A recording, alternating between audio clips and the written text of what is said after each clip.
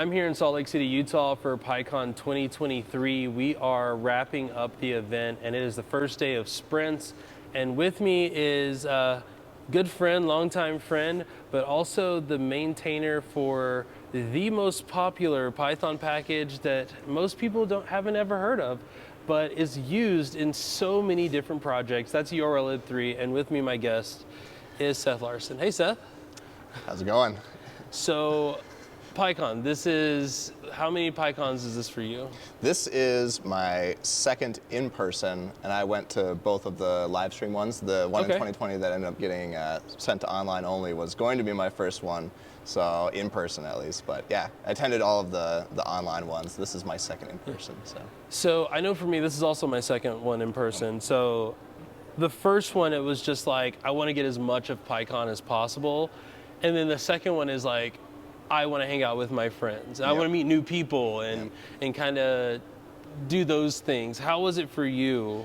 Yeah, no, the first one was just like, it just felt like so much, right? It just, everything is new, and it felt like it was over in an instant because it was just like so much happening every single hour. And you know, once it's over, you're like, whoa, that happened. And then this year, it's like, okay, you're coming into it, you know the general flow of everything, you know people that are already going to be there, you know how things are going to go. And so being able to be a little bit more strategic, like you said, where it's like, I have my list of people that I want to talk to, I want to meet new people, I want to, the first one is very much like, listen to what other people are saying you should do, and then just go with the flow. Just walk around aimlessly. Yeah, Hi, exactly. I'm new here. What do I do? You lean on that like first time ribbon real hard and be like, I hope people tell me, like, help me along the way. So what was PyCon for you? What did you do? I mean, did you check out all the talks? Did you?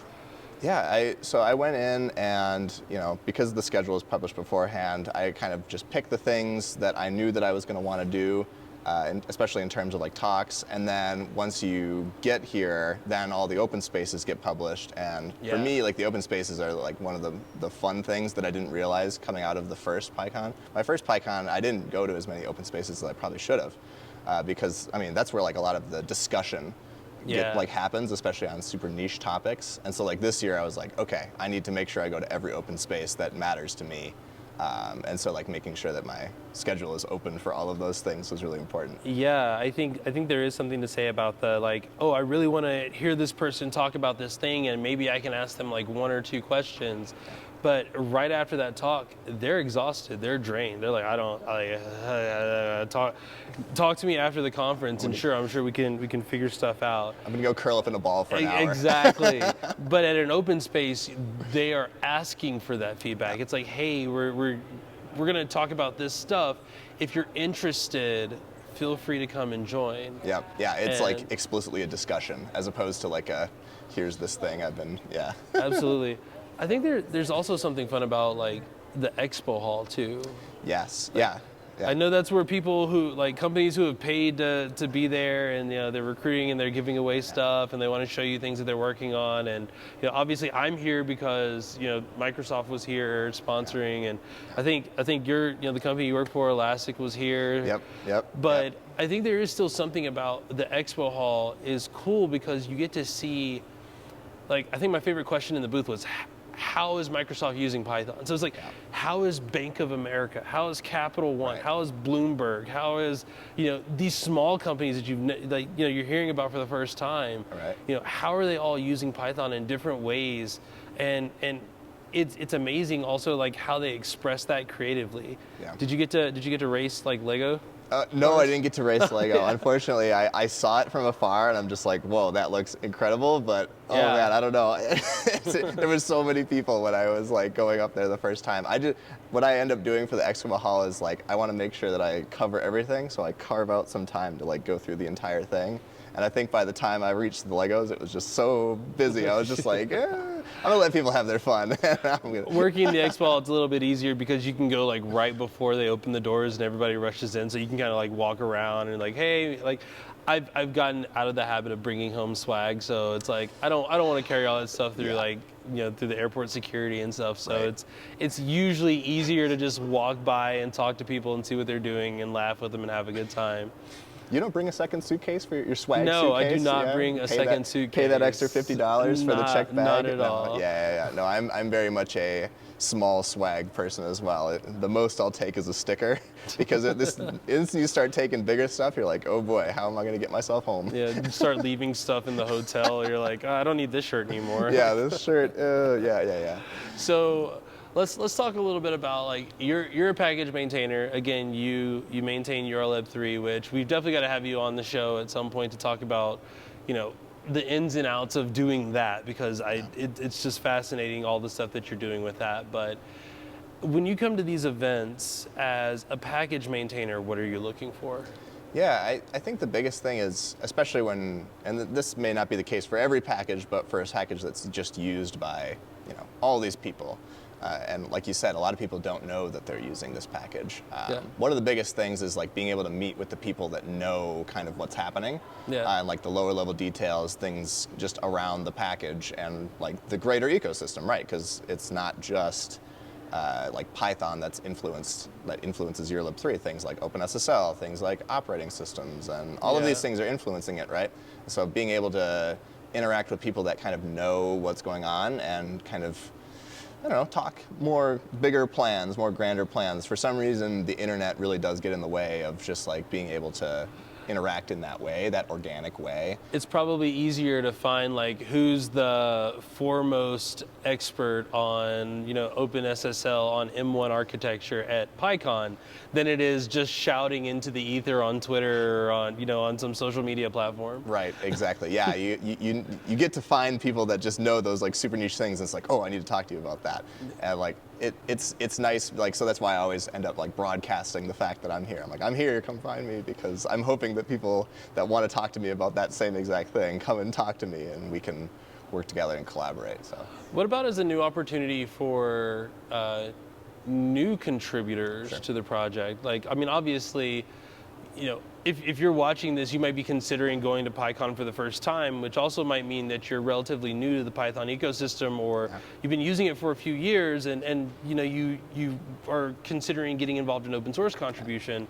Like, what is it that you're hoping that those folks do when you bump into them at PyCon? Right. Yeah, I think one of the biggest, like, it's tough because obviously the longer you stay, like the more of a commitment it is, but I would recommend, if you possibly can and you have that like interest of like, hey, maybe I want to start doing open source contributions, whatever that means for you, like try to stay for one day of sprints. Yeah. Because that, like, when everything is happening and there's all the events, like open spaces, talks, the expo hall, there's so much is happening. You like, it feels like you don't get any time to like really sit down and like focus on anything. You're more just like keeping up with the stream of everything happening. But Sprint Day is like, it's all about contributing back to open source. And a lot of the people that end up like maintaining a lot of these really big packages or projects will stay, and they'll be here, and it'll be like way fewer people relative to what it is when it's like the big expo hall and all the events, right? And so you have a lot more chances for that one-on-one or focused time with those people that are able to most help you actually like be successful in that journey of becoming like a first-time contributor open source or like a regular contributor open source long term, right? So like if that's something that you're interested in, try to stay for at least one day. Like it's worth it. I think it's worth it. I think so too. And you're here. We're at day one of sprints. Day one of sprints. You might also get asked to do an interview out of nowhere. But what are you sprinting on while you're here? Yeah, so I'm using this time to focus on like writing a PEP for some system TLS stuff. Wow. Yeah. Okay. And I'm also, so that's like the grand plan. The smaller plan is I want to get a challenge coin for Briefcase for Beware, the Beware challenge coin. That's awesome. Yeah, Russell a couple days ago like showed me one, and I'm like, oh. This is like the fourth interview where that's come up. So shiny object, the crow brain that's embedded in every human is activating. I like it. I'll have to insert the snippet where he talks about exactly how much he pays for each of those challenge coins and how much of an impact that it has in getting open source contributions. It's really great. Return on investment for sure. I think it's worth it. Oh my God. gosh. Do you know how much they are? I absolutely do for each one, and I'm not going to tell you because I want you to go and I want you to contribute. No. You've got me, Jay. No. Exactly. It's like getting a pen from the PyLadies auction. For those that don't know, the PyLadies host an auction, and this year, one of my favorite auction pieces was the pen that the auctioneer was using to document what was happening. Right. That wound up being auctioned off for about $350, and this was about a 15-cent pen. Yeah. This is like a normal clicker pen, just nothing special about it. That being said, it was all for a good cause to support PyLadies, literally one of the most important organizations in the Python community. Yeah. But yeah, next year. So we've got Pittsburgh next year. Yeah. Yes. I'm guessing you'll be there. I want to be there. You want to be there? Okay. I can't see myself missing another PyCon, honestly. Ever. So you're just you're sold. As long as I'm, if I had to pick one to come to every year, I want to start thinking about going to more local ones, obviously. But if I had to pick just one, it would probably be PyCon US, just because a lot of the people that I was talking about earlier is I know that they're also just going to be there, and so it's it'd be great to just continue to meet with them on a yearly basis. But yeah, Pittsburgh, I'm excited. Some new scenery, huh? Yeah, well, I'm excited too, and I'm going to try to do the same thing and show up as well. I try to go to a few more than just one Python conference a year, but if I did have to pick just one. I mean, PyCon is probably a good one to pick. It's a really good one to pick, especially first timers. Holy cow, you have a lot of energy coming out of this conference. Absolutely, that's the biggest part about this conference. So until Pittsburgh, we're still in Salt Lake City. This is day one of sprints as we're wrapping up PyCon 2023 for PyCon US. I've been Jay Miller, and of course my guest here, maintainer of URLib3, Seth Larson, my friend, someone who I knew for a long time and got to meet in person at my first PyCon. So if you want those kinds of experiences, hopefully we'll see you in Pittsburgh. Take care.